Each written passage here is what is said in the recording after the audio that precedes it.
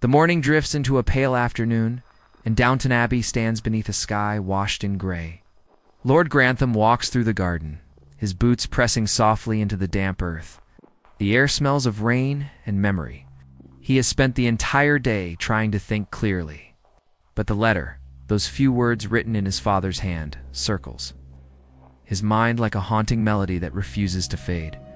Inside the abbey, he had always felt the power of legacy. Out here, among the gravestones of his ancestors, and that power feels fragile, like a story written in chalk, ready to be washed away by the next storm. He stops at his father's grave. The inscription is perfect. A man of honor, a guardian of tradition. He stares at those words until they blur. For the first time, they feel incomplete. His hand brushes away a fallen leaf from the base of the headstone. Something catches his eye, a small engraving, barely visible beneath years of weathering. Not a name, not a date, but an unfamiliar symbol. A crest he's never seen before. It doesn't belong to the Crawley family. It's different, older, almost foreign. A strange unease creeps into him. What is this doing here? He kneels, tracing the symbol with his fingers. The stone is cold beneath his touch. But the realization burns through him. His father chose to have this carved intentionally. It's not random. It's a message, Robert. Cora's voice breaks through the quiet. She's come looking for him again, her expression a mix of worry and warmth. You've been out here for hours. He straightens, brushing off the mud from his knees. There's something here, he says softly, pointing to the symbol. It doesn't belong to us. Cora tilts her head, studying it. Maybe it's decorative. He shakes his head. No, my father was many things, but he wasn't careless. Every detail mattered to him. If this is here, it means something. A silence falls between them, broken only by the rustle of leaves. Cora glances toward the house, its windows glowing faintly in the afternoon light. Perhaps Carson might know, she suggests. He's been here longer than any of us. Later, inside the warmth of the servants' hall, Carson listens as Lord Grantham describes the symbol. His brow furrows deeply. He says finally, his voice low. I've seen that mark before, many years ago, when your father was alive. It was carved on a small wooden chest he kept locked in the old cellar. The cellar? Robert repeats, disbelief flickering in his voice. I thought everything down there had been cleared decades ago.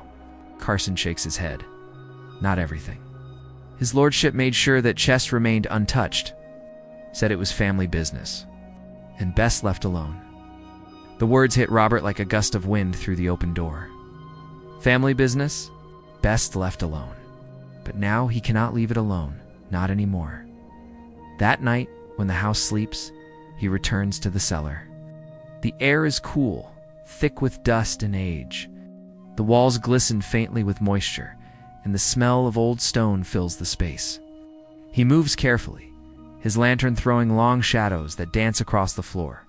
Then, in the farthest corner, he finds it a small chest, half hidden beneath a sheet of canvas. The same strange crest is burned into its lid. His hand trembles as he touches it. The metal latch resists, old but still strong. For a moment, he hesitates, part of him terrified of what lies within. But then he thinks of his father's letter, of the symbol on the grave, and of the countless questions that refuse to fade. He forces the latch open. The hinges groan as the lid lifts. Inside, wrapped in faded linen, lies a stack of old letters, tied with a thin red ribbon. And beneath them, a photograph. Robert freezes. The photo shows a younger version of his father, standing beside a woman he does not recognize. Her smile is soft, almost secretive. In her arms, a child, a baby. A pulse of dread runs through him. On the back of the photograph, written in the same careful hand as his father's, are just 3 words. For when he's ready. The lantern flickers, casting long, trembling shadows across the walls. For the first time, Lord Grantham feels it, the weight of truth pressing against him from every corner of the house. Downton Abbey is not just a home of history. It's a vault of secrets, carved deep into its very stone. And tonight, the walls seem to whisper louder than ever before. The flame of the lantern trembles, as if even it fears what it has just revealed. Lord Grantham stares at the photograph, his pulse steady but cold. The image is simple: a man, a woman, and a child. Yet it feels heavier than any crown, more dangerous than any scandal. His father's eyes, familiar and proud, stare back from the faded print. But beside him stands a stranger, her beauty unadorned, her smile intimate, knowing. And the baby in her arms, impossibly, painfully, bears his father's face. He feels time slow around him. The cellar, with its dripping walls and scent of earth, seems to close in. The woman's gaze in the picture is tender, the kind of affection he had never seen in his father's reserved world. It's not the look of a family friend.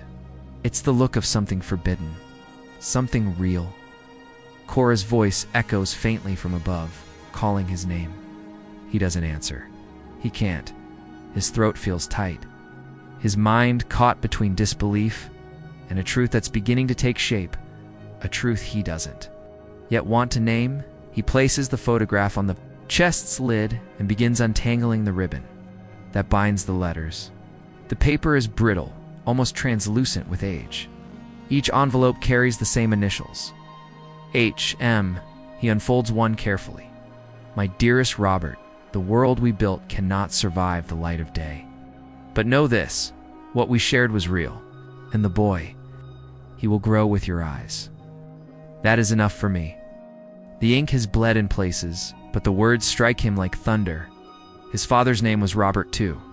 The letter isn't addressed to him, it's about him. His chest tightens. The boy she mentions, could it be? He drops the page as if burned. The letters scatter, their contents spilling across the cold stone floor. Words like love, truth, promise stare back at him from the tattered pages. He picks up another, his hands shaking. If fate is kind, he'll never know. I've made peace with that. The room seems to tilt. His breath comes unevenly now. He sinks to the ground, surrounded by fragments of a life he never knew existed, his father's hidden heart. Written in a stranger's hand, Cora appears in the doorway, drawn by the faint glow of his lantern. Robert, she whispers, stepping carefully into the dim light. Her eyes fall on the letters, then the photograph. She doesn't speak. She doesn't need to. The truth is already written in his face.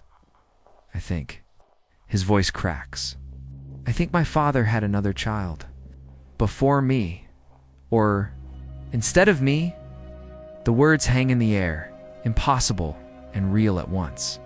Cora kneels beside him, picking up one of the letters. Her eyes skim the page, then lift to his. These were never meant for you to find. He nods slowly, the weight of that truth pressing deeper. No, he says, but perhaps they were meant to be found someday. He takes the photograph again, holding it closer to the light. The woman's eyes seem alive even through the years, soft, fearless, unashamed. Behind her, a faint outline of a cottage can be seen, something coastal perhaps. There's a name faintly etched on the back corner of the print. Bellicombe, 1890. A location. A beginning. Robert rises, his mind sharper now, though his heart feels bruised. He places the letters carefully back into the chest. I have to know, he murmurs. If there's another Crawley, or if I am not who I believed. Cora's hand touches his arm, grounding him. Whatever you find, it doesn't change the man you are. You're still Robert. You're still Lord Grantham. Looks at her, the woman who stood beside him through war, grief and change, and feels the faintest flicker of strength return. Yet the photograph still calls to him like an unanswered question as he blows out the lantern. The cellar sinks into darkness once more. But even in that blackness, the image burns behind his eyes. The woman, the child, the truth buried too long. Some secrets rest quietly in graves. Others wait in photographs. For someone brave enough to remember them, the next morning arrives, not with peace, but with purpose. The photograph rests on Lord Grantham's desk, its edges curled and worn, yet its power unbroken. The single word Bellicombe lingers in his mind like a whisper he cannot silence. He doesn't know if it's the name of a place or a memory. but something deep inside tells him it's where the truth lives. Downton Abbey hums quietly around him as the house awakens. Servants move through the corridors, unaware that their master's thoughts are already miles away. He stares out the window toward the horizon, where the sky stretches pale and wide over the land. For the first time, the great estate feels smaller, a beautiful cage of comfort and history. And beyond it, somewhere lies the secret that might set him free, or undo him completely. Cora enters softly, her presence as steady as ever. "You're going," she says, not asking but knowing. He nods. "I have to. If I don't, I'll spend the rest of my life wondering who I really am."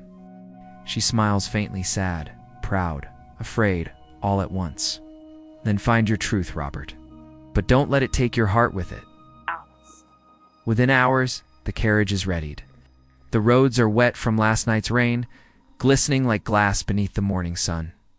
As the wheels turn, Downton fades into the mist behind him, its towers and chimneys swallowed by distance. What once felt eternal now seems fragile, as though the house itself fears what he might uncover. A name carries power. A title carries legacy. But what happens when that legacy begins to crumble? When the man who's lived his entire life by his family's honor starts to wonder if it all rests on a lie? In the quiet corridors of Downton Abbey, where whispers travel faster than footsteps, one man's certainty is about to break. Lord Grantham, the noble head of the Crawley family, begins to question everything he thought he knew about his father and about himself. The grand halls of Downton Abbey have always stood as a symbol of dignity and tradition. Every polished floor, every portrait on the wall carries the weight of generations who came before. To Lord Grantham, these walls are more than bricks and stone. They are the very essence of who he is. For years, he has lived by a code of honor, shaped by his father's legacy and the responsibilities that come with being a Crawley. But tonight feels different. The air inside the Abbey is heavier than usual, as if the past itself is waiting to speak. The candles flicker against the tall windows, and in the silence, Lord Grantham feels something stir, a memory, rumor, a shadow of doubt. His steps echo through the corridor, slow and deliberate, as if each one carries the weight of a question he's not ready to ask. In the drawing room, he pauses. The portraits of his ancestors watch silently from above the fireplace. Proud faces of men who built this house, led this family, protected this name. He wonders, for the first time, how much of what he knows is truth, and how much is carefully arranged illusion. The thought began innocently enough, a few passing words, a story mentioned by someone from the past, a friend of his mother's perhaps, or an old letter uncovered from a forgotten drawer.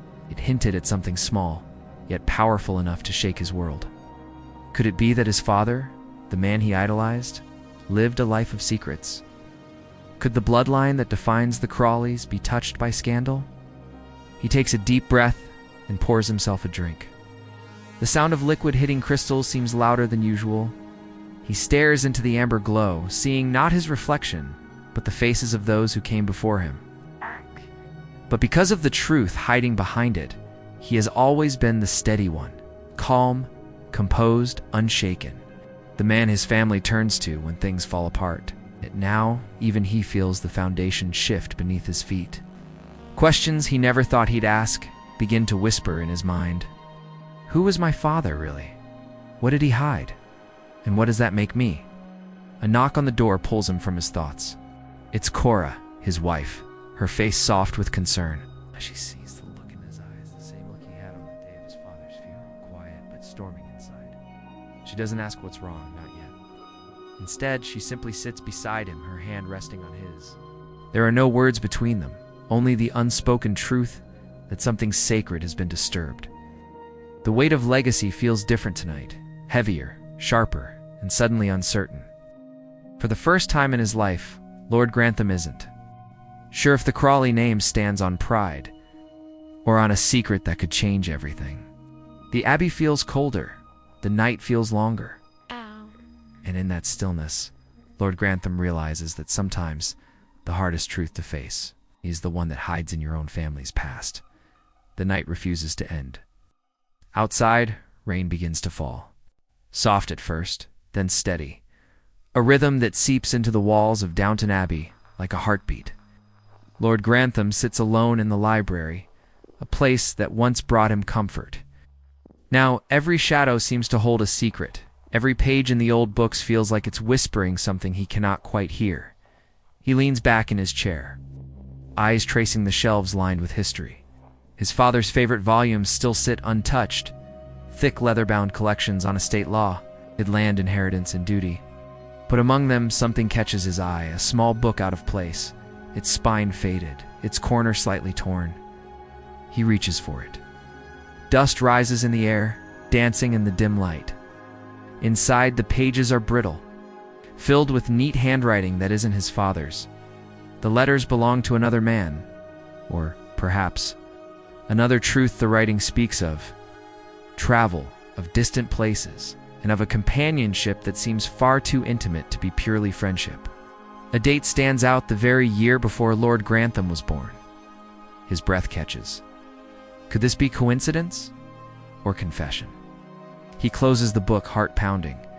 The room feels tighter now, as though the air itself has turned against him.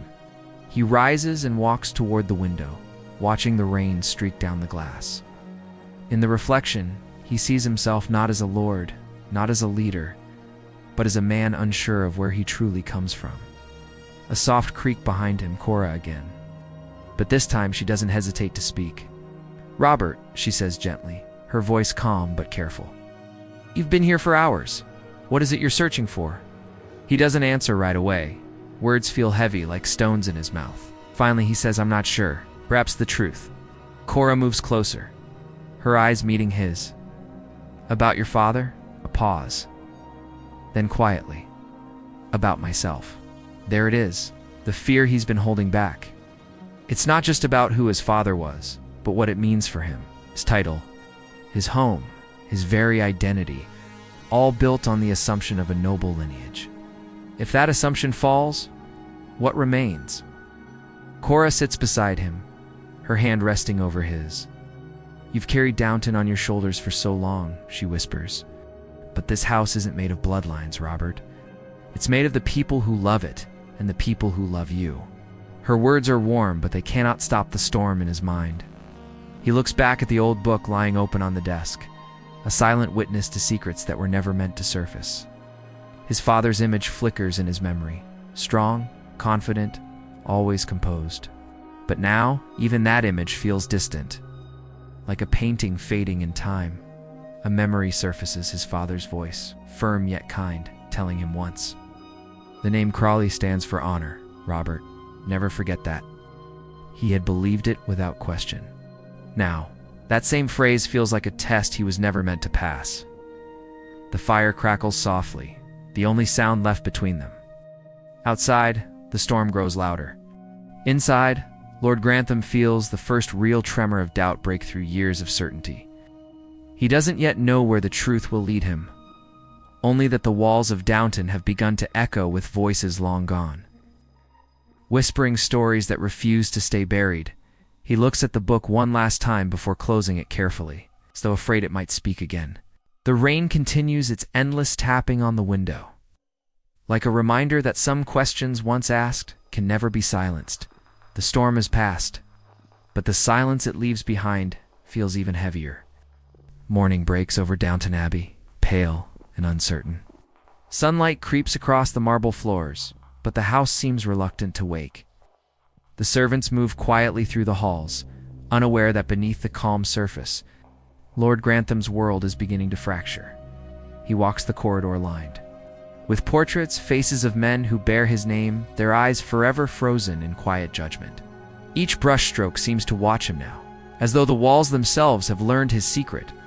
He pauses before his father's portrait.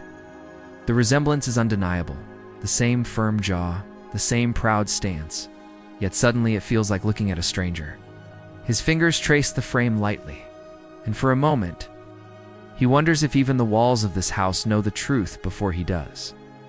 Downton has always seemed alive to him, not in a haunting way, but in a way that remembers.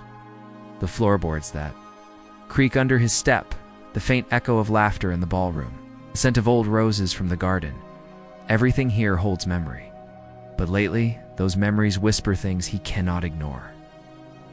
Down the corridor, Mrs. Hughes greets him politely as she always does, but there's a flicker in her eyes, a hint that she senses his unease. "You're up early, my lord," she says. "I couldn't sleep," he replies softly. "The house seems different this morning." She nods, unsure of what to say. "Downton does that sometimes," she murmurs. "It remembers what we try to forget." Her words linger. Downton remembers what we try to forget. He continues to the old study, a room his father rarely allowed anyone to enter. It smells of tobacco and old paper. Dust dances in the sunlight, spilling through half-drawn curtains. On the desk, everything remains as it was. Letters neatly arranged, a fountain pen resting in its stand, and an envelope sealed and unmarked. The handwriting on it sends a chill down his spine. It's his father's, unmistakably so. He hesitates before breaking the seal. Inside, a folded sheet of paper, yellowed with age, and folds it slowly. The words are simple, almost painfully. "So, to my son, there are things you will one day learn about me. I hope when that day comes you will understand." That's all. No explanation, no confession. It's just a single line that opens 1,000 doors in his mind. His chest tightens. He had always imagined his father as a man of certainty, a figure carved from duty and discipline. But this is a man who carried doubt, a man who feared being misunderstood. Lord Grantham sits down heavily, the letter trembling in his hand. The clock ticks louder, mocking his silence. He looks around the room and realizes that everything here, the books, the furniture, even the dust, has outlasted truth itself. A thought crosses his mind. Perhaps the Abbey is trying to tell him something. Perhaps its whispers aren't echoes of the past, but calls to uncover it. Cora enters quietly, her face pale in the soft light. The journey south feels longer than it should. Fields roll past, villages drift by like echoes of a simpler life. Lord Grantham's thoughts circle endlessly. The photograph, the woman's gentle smile. The words on the letters? For when he's ready. Every mile brings him closer to that readiness. Though he's not sure he wants it, by late afternoon the countryside changes. The air smells faintly of salt, and the wind carries the cry of distant gulls. The driver turns to him. "Nearly there, my lord?" Bella comes just down the coast. As they descend a winding road, he sees it, a quiet coastal village, cradled between cliffs and sea. The rooftops glint beneath the fading light, and beyond them, waves crash gently against the shore. It's a place untouched by grandeur or gossip, the kind of place where secrets could rest. Undisturbed for decades, he steps down from the carriage, his boots sinking slightly into the damp earth. The air is cool and briny, and every breath feels cleaner, sharper. People pass him with polite nods, unaware that he comes searching for ghosts. He walks toward the heart of the village, a small chapel. Its bell silent, its stone walls wrapped in ivy. An elderly woman tends to the flowers near the gate. When she sees him, she straightens, eyes narrowing slightly at his formal clothes and familiar bearing. "You're not from here," she says simply. "No," he admits. "I'm looking for someone, or rather, for what they left behind. A woman, she might have lived here many years ago. Her name was never written. But there was a child." The woman studies him for a long moment before replying. "You've come a long way for ghosts, my lord." He freezes. She knows who he is, or at least what he is. Before he can speak, she gestures toward the sea. Down there by the old cottages, there was one woman who fit that story. Quiet, kind, and alone. Died long ago, God rest her. Left nothing behind but a name carved in stone. Lord Grantham's breath catches. "What name?" "Helena Marsh," she says. "Buried by the cliffs." "H.M., the initials from the letters." His pulse quickens. He thanks her quietly and follows the winding path toward the cliffs. The sea roars beneath him, wild and endless. And there, half hidden among the wildflowers, he finds it a small gravestone, weathered by time. The inscription is simple: Helena Marsh, beloved and brave, 1863 to 1898. Beneath it, carved faintly, is the same crest that marked his father's grave. He kneels in the grass. Wind tugging at his coat, the salt of the sea stinging his eyes. This is where it began, not in marble halls or gilded portraits, but here, by the restless sea, where love defied the world and left behind a secret, meant to be discovered only by the son who was finally ready. He closes his eyes. For the first time, he feels not anger or betrayal, but understanding. His father's silence, his distance, his quiet pride, they were not coldness. They were protection. The waves crash louder below, and the sun dips lower in the sky, painting the sea gold. Lord Grantham whispers into the wind, "I understand, Father." And though the sea does not answer, the wind seems to soften, as if somewhere beyond the horizon, a long-kept promise has finally been fulfilled. The sea outside Bellicombe is fierce tonight. Waves crash against the cliffs, as if the world itself is trying to wash away what has been uncovered. Inside the old cottage, Lord Grantham stands before the dying fire. The photograph of his father and the unknown woman resting on the mantel. The air hums with truth, quiet, painful, undeniable. He has spent hours reading the letters he found hidden beneath the floorboards. Each one a piece of a story his father never told. They speak of love, not scandal, not betrayal, but something pure. Two people caught between duty and desire, bound by a secret that could never be spoken aloud. His father had lived a life divided, one half in the light of Downton Abbey, the other here, in the shadow of love and consequence. Robert stares into the flames. He can almost hear his father's voice again, that calm authority that once guided his every step. But now that voice feels human, fragile, even frightened. "You were a man torn between worlds," Robert whispers, "and you left me to walk the edge between them." Outside, the wind howls, rattling the shutters. He closes his eyes and lets the sound fill him. For years, he believed legacy was built on blood, that his duty to Downton came from lineage and name. But now, standing in the home of his father's secret life, he sees it differently. Legacy is not in bloodlines. It's in the choices we make to protect what we love. He kneels beside the hearth and picks up the child's toy again, the small wooden horse, carved with the initials RH. He smiles faintly. "You kept your name close," he says softly. Even here, as dawn creeps over the sea, he steps outside. The sky is streaked with silver, and the tide is pulled back, revealing a stretch of glistening sand. The world feels new, raw, but alive. He looks back at the cottage one last time. It doesn't feel like a scandal anymore. It feels like closure. By the time Lord Grantham returns to Downton, the estate glows golden in the late afternoon light. Carson meets him at the steps, his expression curious but kind. "You found what you were looking for, my lord?" Robert pauses, glancing toward the house, its windows shining like eyes that have seen everything and forgiven even more. "I found what I needed," he replies quietly, "and perhaps what my father hoped I would." Inside, Cora waits by the fireplace, her eyes searching his face for answers. He sits beside her, placing the photograph on the table between them. "It's true," he says. "He loved another, but it doesn't change who he was, or who I am." Cora takes his hand. "Then let that be enough," she whispers. For a long while, they sit in silence. The fire crackles softly, the sound warm and steady. The secrets of the past no longer hang in the air. They've settled, at last, into history. As evening falls, Lord Grantham walks the hall one final time. The portraits of his ancestors line the walls, watching as they always have.